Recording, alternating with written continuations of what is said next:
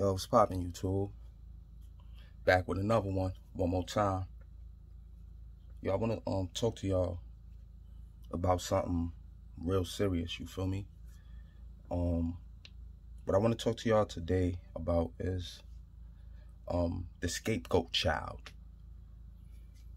When you're dealing with a narcissist, they always tend to splinter the kids in groups of favorites. Like, you'll have a child that'll be, this is my baby, and then the other child will come, and then that child will be my baby, and then the other child will cease to exist, right? I watched this happen and was trying my best to intervene in every way possible that I could. Every time that I saw something that looked like it, I would show my son extra affection. Every time it looked like he was getting blamed for something that I felt he shouldn't get blamed for, I showed him extra affection. Anytime she called me to tell me something that he had done, I would downplay it and show him affection because I picked up on it. The reason why I'm bringing this up, right, is because if you look on your screen right now, right, that little girl right there, right, her name is Jalicia Davis, right? She's 7 years old, you know? She was a scapegoat child. And the reason why I say that is because this is a child, right, that went through certain issues with her mother. Now, her mother was deemed to be not fit at a certain point in the child's life. So, temporarily, she was given over, you know, to her mother. Well, to his mother. They were going to actually see if he would be able to be involved in the child's life. But due to the circumstances of their relationship and the games that she played, she had made several false complaints about him to ACS, which made him hot. So if there ever was an emergency, he wouldn't be able to have any contact or be able to be considered like the legal guardian, as like what they call it when you going through that shit, a resource. He wouldn't be a person that would be listed on the documentation as being a valuable resource. That's what they call it. She put him in a situation like that due to vexatious litigation. This is why you guys need to really watch those videos. Don't worry about the views. Trust me, the terminology and the things that you're going to learn from those videos, those are the ones you need to watch, because they're going to open up your consciousness to everything else that you watch with higher views, right? Now, the scapegoat child was in a situation to where her mother was a vindictive type of person. So she triangulated her father with ACS and put him in a situation with vexatious litigation, made false complaints to the police, this, that, and the third, and had him so wrapped up in the situation that he was not even able to be used as a legal resource for the child, right? So the child was given to the grandmother. Now, the child stayed with the grandmother, let me see, maybe to the time she was, like what?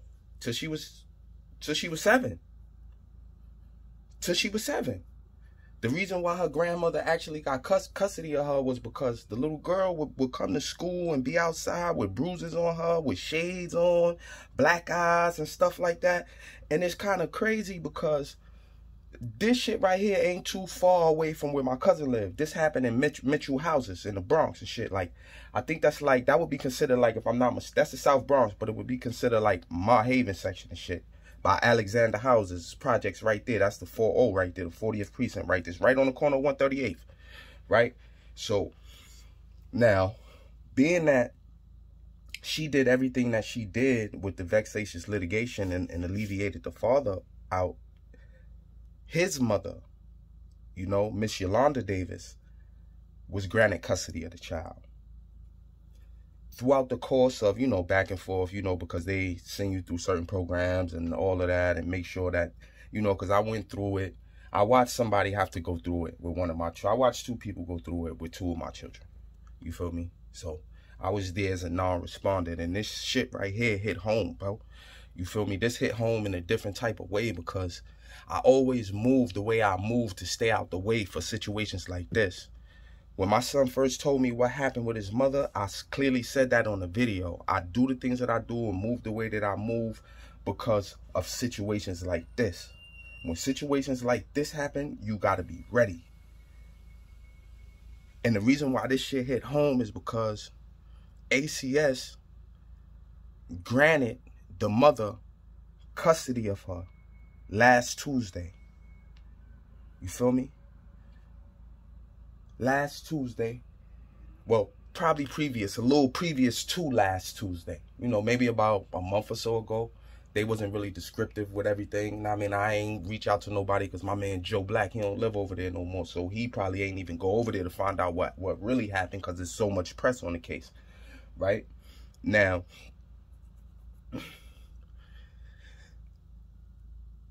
they granted her mother back custody of her. Right? Now, her mother had other children. Right? She had another child, an older child. You understand what I'm saying? That is supposed to be blamed for the physical attacks on Lil Jalicia Davis. When they came to her crib Tuesday, you feel me? To her mom's crib where ACS had just granted her back custody of her. She was dead on the floor, laid out, bleeding. Word. And she died. I'm saying 7 years old. So if you have other children, right, and people are saying that you let this girl come outside with bruises on her and get bruises on her and have to walk around with shades, evidently it was a child or someone in the house who was taking their frustration out on Lil Jalicia, bro. Trying to make her the scapegoat child. It's clear because Grandma said that she didn't really want her to go to her mom's house because anytime she would get mad at her son, she'd take it out on the baby. So this shit is a little different for me. You understand? So everything that has to deal with narcissism, narcissistic abuse can be tied into your life if you understand the phrases and key elements of what's going on around you, if you can really see. Just made this little girl into the scapegoat child. She had bruises all on her back. She had blunt force trauma to her stomach. They didn't get too descriptive, but if they saying that it was certain things that caused that with the blunt force trauma, then that means she had ruptured organs and internal bleeding and all types of shit. And as a man that has seen his child go through similar situations, except for the exact, all of the sunglasses, because I'm not with none of that. None of that. I'm going to tell you like this, bro. And I'm going to tell you like this. It's 5 for 1 where I come from, bro. So you want to be running around and acting crazy? Don't let no harm come to my children, bro. Rest in peace to Jalicia Davis, man. I'm going to pray for you, princess. I be you. You be me. Red Cloud TV.